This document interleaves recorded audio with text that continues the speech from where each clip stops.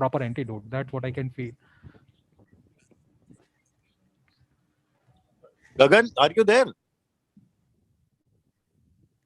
What happened? Yes, sir. I think some. Yeah, I'm here. We all got signed out. I think maybe some technical problem from back end. Yeah, I think now we are live, sir. I think now it is rejoined. Sorry for the technical issue, sir.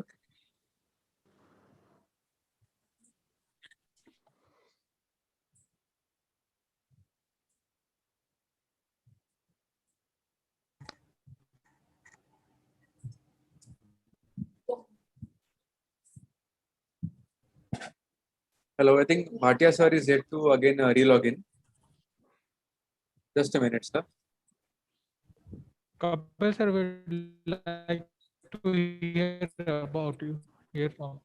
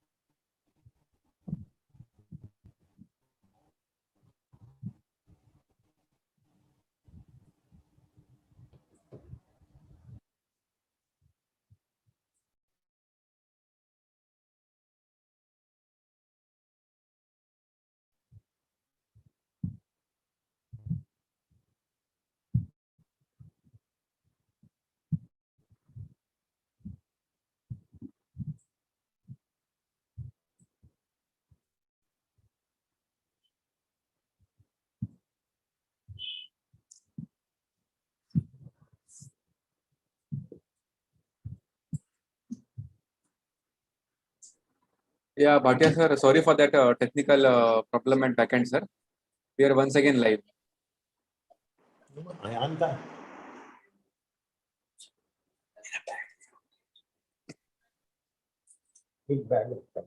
Yeah. Hello. We are live now, sir. Sorry for the technical delays, glitch at backend, sir. ये मैंने अभी phone से करा है, उससे तो हुआ नहीं. हाँ सर, एक्चुअली वो आई थिंक वो लॉग इन हो नहीं पाएंगे आप आधे घंटे में मोबाइल लैपटॉप से. तो we are live now sir once again. So I am on my. I should continue with this. Yes sir, please. Okay, then we have already discussed, and then these are the recommendations for the the ST segment elevation acute coronary syndrome, and then there is clear cut that aspirin is recommended 1A for all patients without contraindication. A P2Y receptor inhibitor is recommended in addition to aspirin and maintained over 12 months, as cardiologist said. Again, a recommendation. And prasugrel, ticagrelor and clopidogrel have been clearly told. Next, please. Next.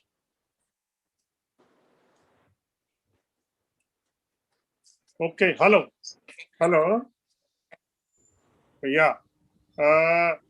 The dual antithrombotic regimes for extended treatment have also included now the COMPASS trial, rivaroxaban 2.5 milligram BID, in addition to aspirin, has done very well, the trial which came last year.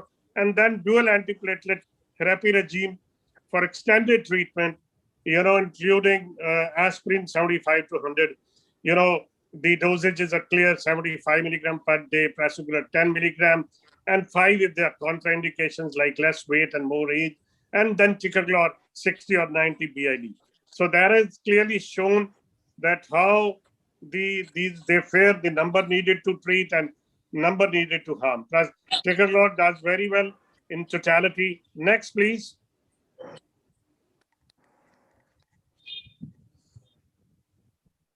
It's over, sir. Slides. Hello. Slides got over, sir. Case अभी 1. slide next slide नहीं आ रहा. Slides over हो गए sir अपना टिका week Over. के. So Okay. this is done.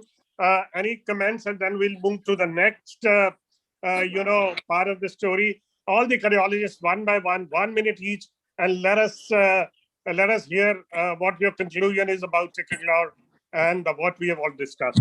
Dr. Gagan, please.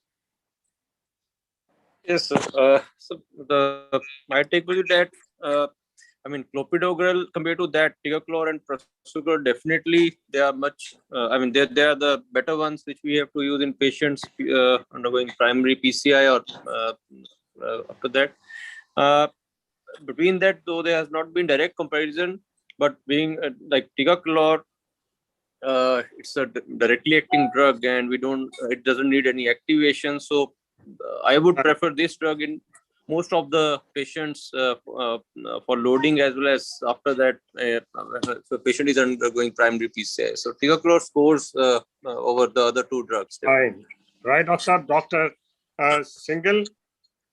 Sir, I have 2 comments to make. One, I have experienced that the patients who have underwent PCI in a recent 1 month and they have developed COVID infection, they were on dual antiplatelet therapy, and I have seen no ischemic events happening in these patients who are on ticagrelor plus aspirin combination.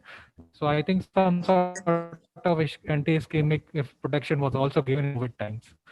Point, and where they have stopped the aspirin and continued along the ticagrelor for 1 year, there was no significant difference in the event rate.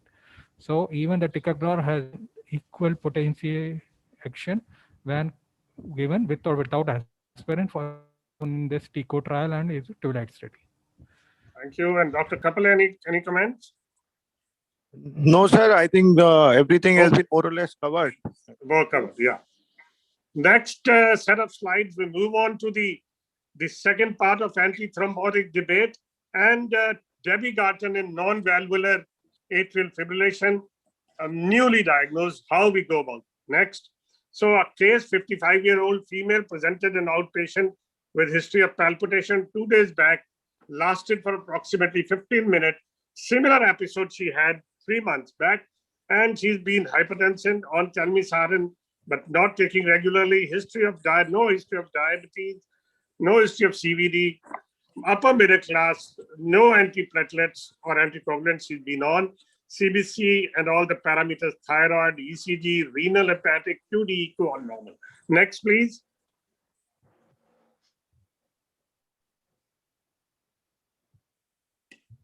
Then clinical examination, not of much consequence, and Holter report showed a short run of atrial fibrillation of approximately 10 minutes. Next, please.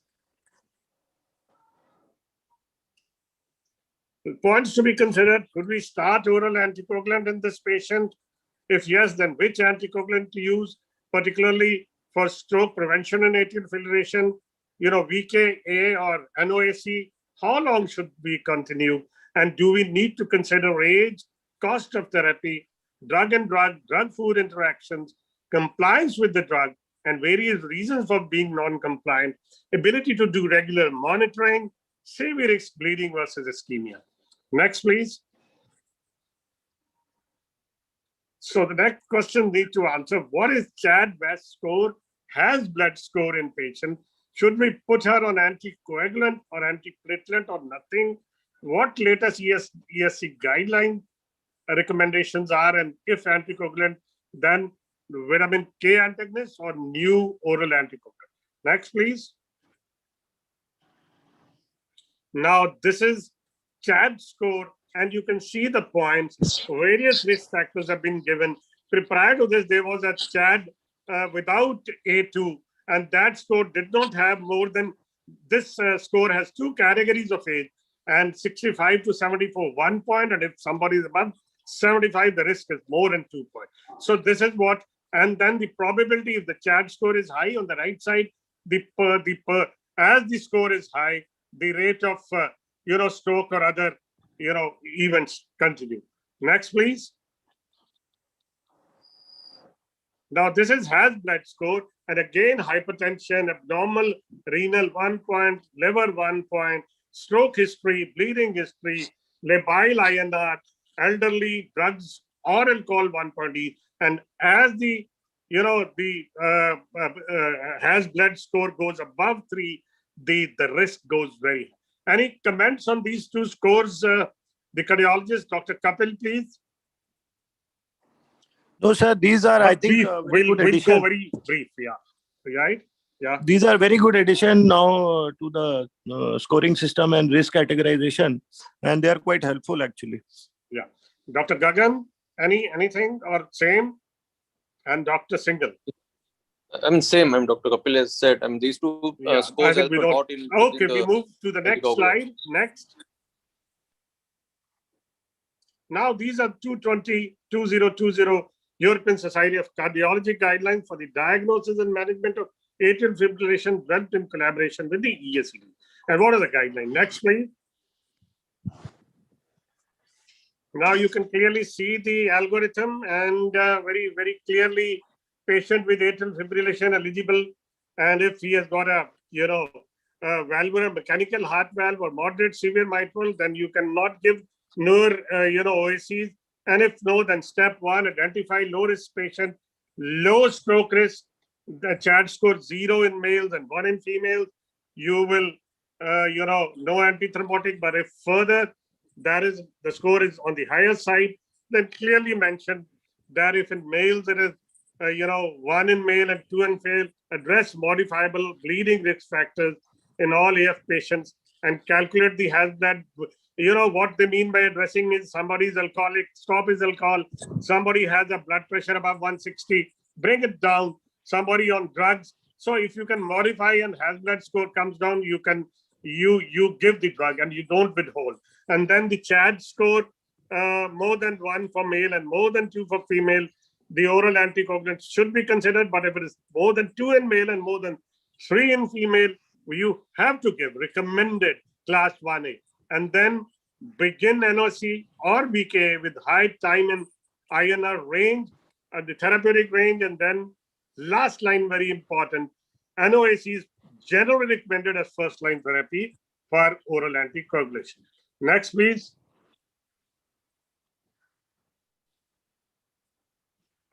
You can see the comparison of warfarin with placebo, with aspirin, with clopidogrel, warfarin score. But when warfarin had on with dabigatran, it was dabigatran which scored. Next, please. Okay, very clear, recommendation from the, European Society. When oral anticoagulation is initiated in a patient with atrial fibrillation who is eligible for a novel oral anticoagulant, apixaban, dabigatran, doxaban, or rivaroxaban, this is recommended. I mean, one of these is recommended in preference to the vitamin K anticoagulant. And then contraindication, a small comment from all of you three each, starting with Dr. Singhal. With the coming of this direct acting oral anticoagulants, the therapy for all the patients with valvular heart disease and atrial fibrillation is completely changed. And every twice or third day for changing the warfarin dosage, and even the risk of bleeding is less, the efficacy is good.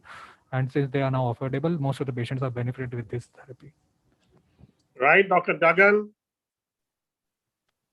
It's the same. I mean, because of the newer anticoagulants, I mean, for patients who have non-valvular AF, you don't need to monitor the INR. So that is one of the major point, and we get equal efficacious results. I mean, the lesser chances of bleeding and equal benefit we are getting. So I mean, these are the preferred drugs, and definitely the treatment of non-valvular AF in respect of anticoagulation has changed after these newer anticoagulants. Dr. Kapil, any further comment Yes, or anything to add? Or yeah? Yes, sir. Yeah, but I think now we are spoiled for choices, and especially last 5 years since these have been available. But just to keep in mind, if somebody has a severely deranged renal or hepatic function, I'll still go for vitamin K dependent Yeah, anticoagulation. absolutely. And So good. again, like they said, if there is a prosthetic valve with AF, again vitamin K dependent. Now even TAVI patients who have AF prefer using Novak, not using Novax in these patients, because TAVI number of cases are going up. So a lot of these patients have underlying AF. Fine. Next slide, please.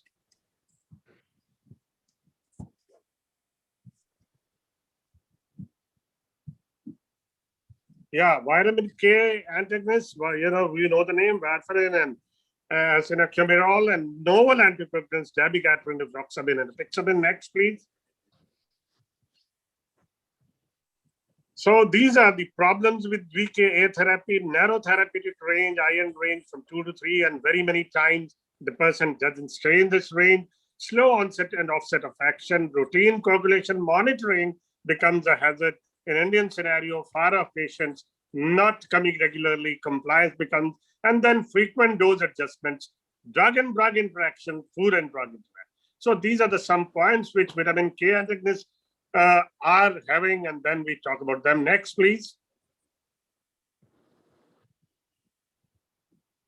Comparison of nano-Cs, which is important. Next, please. And you clearly see dabigatran, rivaroxaban, apixaban, and roxaban. The clear-cut profile, their half-lives are clearly shown, and then you can see, the various trials mentioned: Rely, Rocket AF, Aristotle, and Engage AF, Timmy, with and all the various things which are happening. The not much of things to choose between the three, and we go further in the trials and the finer points. Next, please.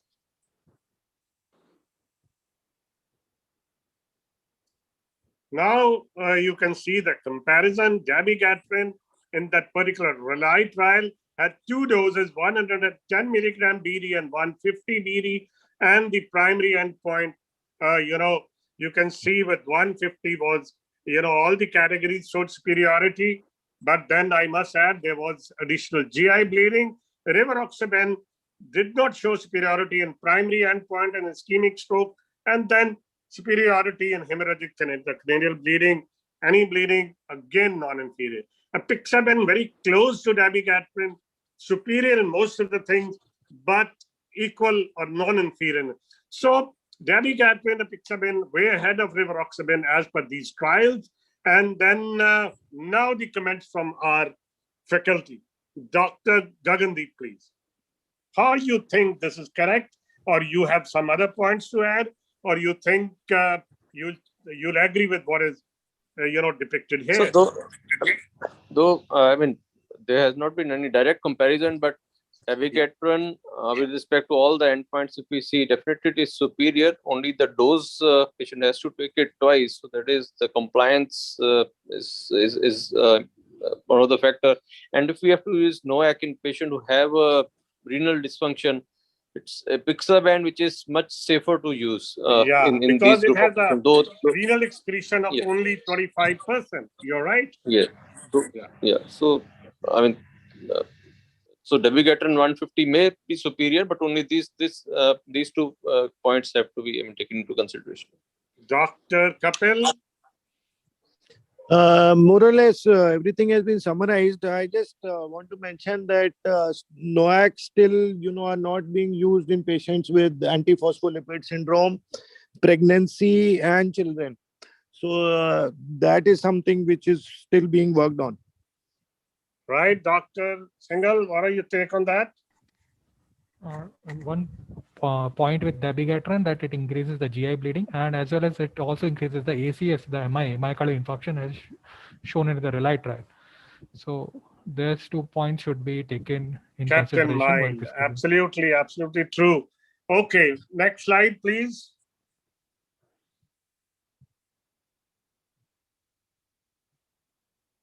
Yeah, here again, the 3 molecules have been clearly shown. The green means positivity, and with 150, it showed superiority in all the various points, and then a stroke and systemic embolism, ischemic strokes, hemorrhage stroke, rocket AF, where rivaroxaban, it showed non-inferiority. We showed you, it showed particular some subtle, superiority levels not being there, non-inferior, whereas, as we said, apixaban was almost neck to neck with, rely dabigatran, except for ischemic stroke, where though it was at one point where it sort of could not compete. Next, please. Yeah, this is where we were talking. The GI bleed with dabigatran was significant in the RILE 150 group and also in Rocket AF with rivaroxaban. And this wasn't there in apixaban. Again, a plus point for apixaban. But nevertheless, that has been, the point. Next, please. Okay. Now I would ask a very pertinent question to my audience. Why you will choose one over the other? Very clear-cut question.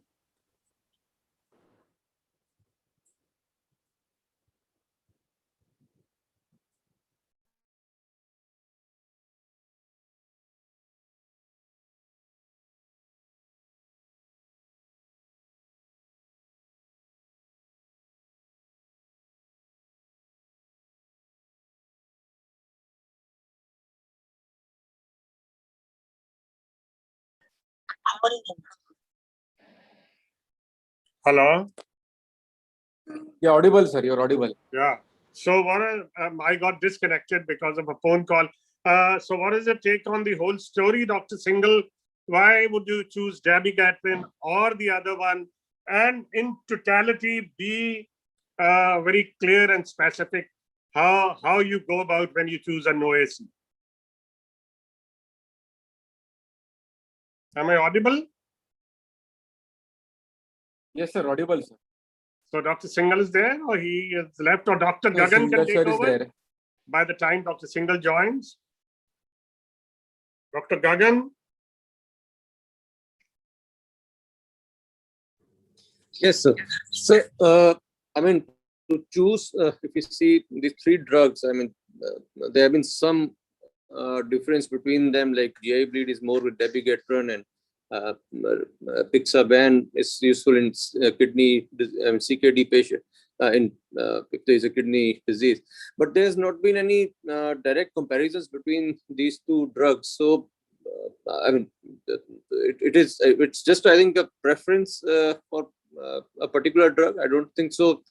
One drug may score over the other if you have to use this for patients in non-valvular AF. So I most of my experience has been with dabigatran because maybe a personal choice, and because if you see the primary endpoints, it is scored over in the other two drugs. It's just a comparison which has been done without any direct studies. So I'll go with dabigatran twice a day. That has some benefits over the other two drugs. Right, and Dr. Kapil, what do you think? Any difference of opinion, or you agree? And what is your comment on that?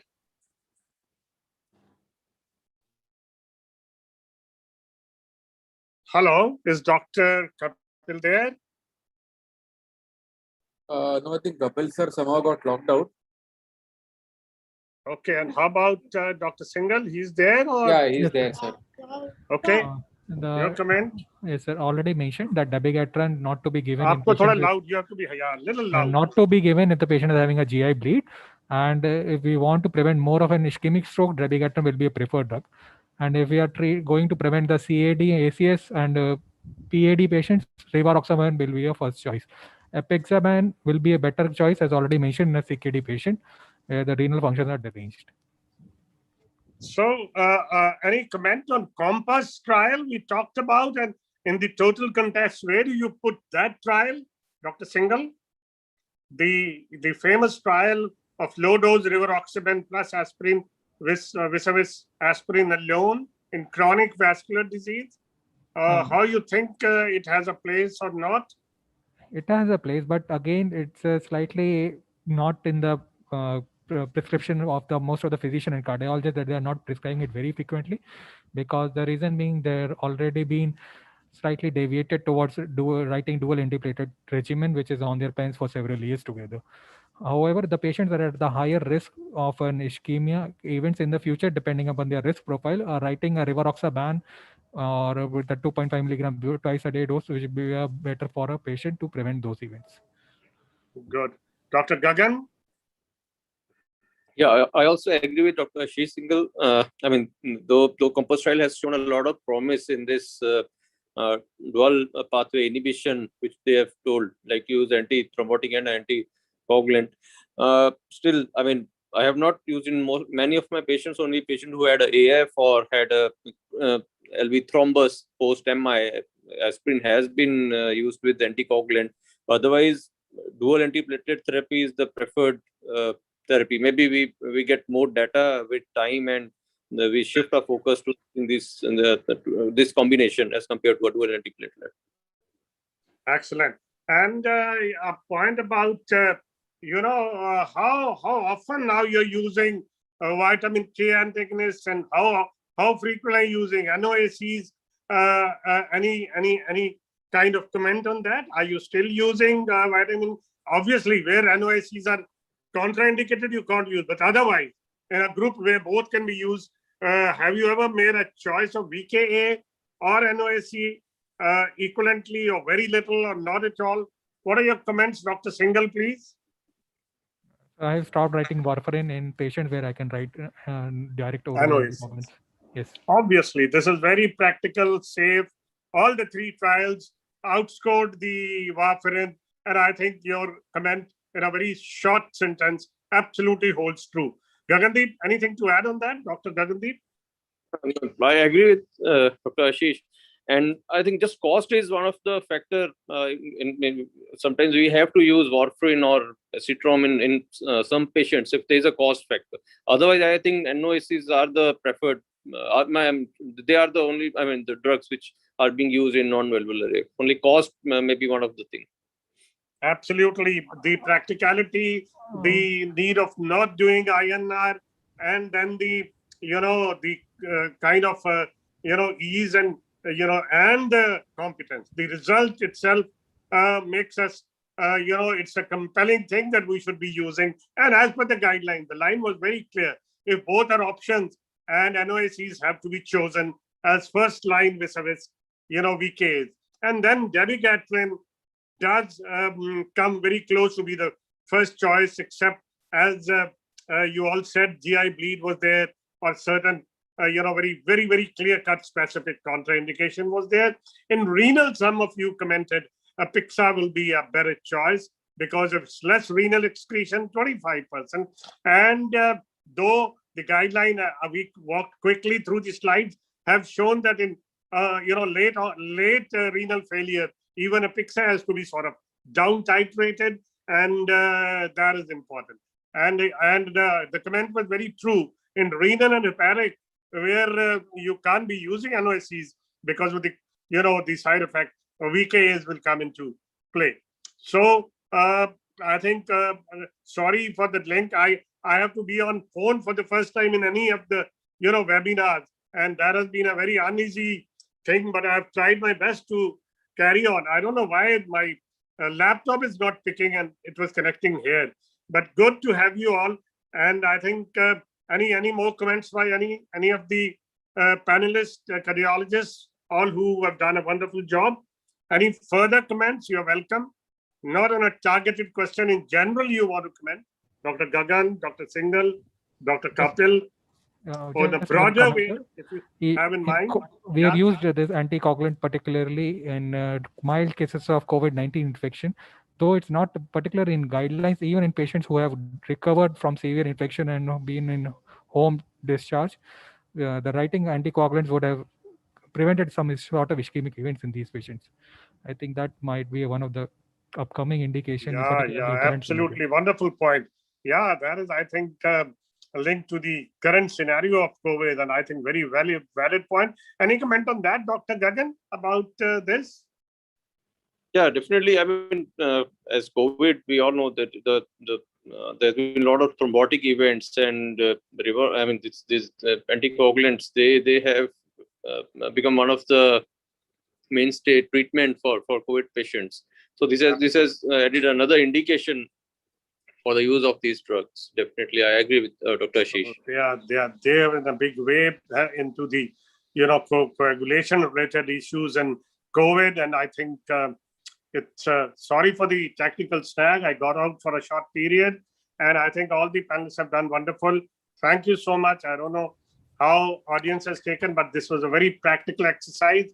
And hello. Yes, sir, audible, sir.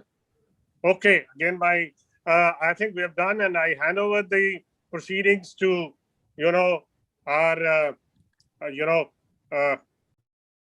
There are some questions, sir, from the audience. Shall I ask, sir? any questions to the audience? Is the chat box, and there have been some questions in the chat box. I can't see on my phone. No, I can read, sir. I can read it from my end, sir. Yeah, if there is some, you could read the questions, and the panelists and we all could sort of answer those. Yeah, so the question is, if I want to choose dabigatran for my future patient, should I go for down titration or up titration? Please suggest. Now, if you have to choose dabigatran, and what was the second line? Should I go for down titration or up titration to my patients? Please suggest. Okay, Dr. Singhal, you would like to answer this question? Yeah, you cannot go for a single regime for all the patient. You have to decide on based on ischemic profile, the bleeding risk, and the condition which you want to going to prevent with the usage of dabigatran. So if a patient has a higher ischemic risk, you go straight away go with a 150 milligram twice a day dose without much of a bleeding risk. And if you have a lower risk, you start with 75 milligram. It all depends on patient profile, not a single regime for all patients. Right, Dr. Gagan. So I also agree. I mean, you should stick to a single dose. I mean, if patient has I mean, you have to choose between 110 milligram, 150 milligram. Though initially there was a dose of 75 milligram also. I don't know that is being used or not, but you have to stick to a single dose. There is no up titration or I mean down titration for dabigatran. Absolutely. You would stick to what you have initiated as per the requirement, and then I think you continue with the similar dose. Any more questions? There are questions in the chat box? There, sir. Yeah. If I want to shift my patient from prasugrel to ticagrelor, is it possible, and how can I do it? So, Dr. Singhal, shifting from prasugrel to ticagrelor, would be done in what way and how feasible that is? The switching from prasugrel to ticagrelor should be done as we give a loading dose of ticagrelor 180 milligram on the next day when you are supposed to give the next dosage of prasugrel. You skip that, give a loading dose of ticagrelor and that day, and from next day onwards you give 90 milligram twice a day as a routine dose. Dr. Gagan, any difference, or that's correct? And you agree? I think Dr. Gagan has lost contact, or He's there actually. He's there, sir. Okay, Dr. Gagan, can you hear me? Dr. Kapil is back, or is he? No, Kapil sir has not joined yet, sir. Okay, then we move to the next question. Dr. Gagan perhaps is not getting us. Yeah, one last question is there, sir. Yeah. I just a moment. I'll go to read carefully. Yeah, the question is, if my AF patient who is on dabigatran and is about to go PCI, so post PCI he should be on DAPT and anticoagulant, or what should be the course of action? Very, very good question, Dr. Singhal. I hope you got the question very clearly. Person on NOACs. There are particular guidelines published in ESC and ASCC. As per the guidelines, if the patient of atrial fibrillation is going under a PCI, you have to give a DAPT along with an anticoagulant drug for a minimum of 1 month, and afterwards, depending on his blood and risk score, we have to decide how much duration more to go for DAPT. Otherwise, you switch away directly to a one antiplatelet and anticoagulant drug. And that Good. I antibiotic, think that was very clear cut that you have to go as per the guidelines. You continue for 1 month, all those, and then accordingly you will see how you go Yes. about. Excellent, sir. And any more questions? No more questions, sir. With this, we come to the end of the debate discussion, sir. Yeah. Thank you so much. And your concluding remarks. Yeah. Thank Omkar? you. Thank you, sir. Yes, Thank you, sir. sir.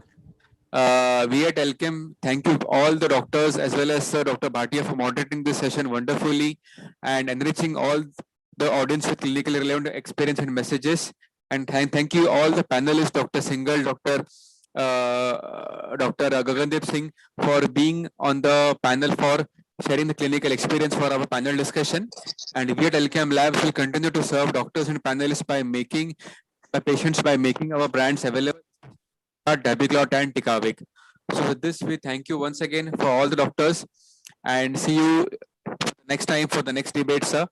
Take care, sir. Good night, sir. Bye, sir. Thank you and goodbye. Thank you, everybody. Thank you, Bye, sir. Dr. Gagan, sir. Dr. Singhal, Take care, sir. Dr. Kapil, and the team of Alchem. Thank you, Wonderful sir. having you on. Thank Thanks. you, Thank sir. you, sir. Bye.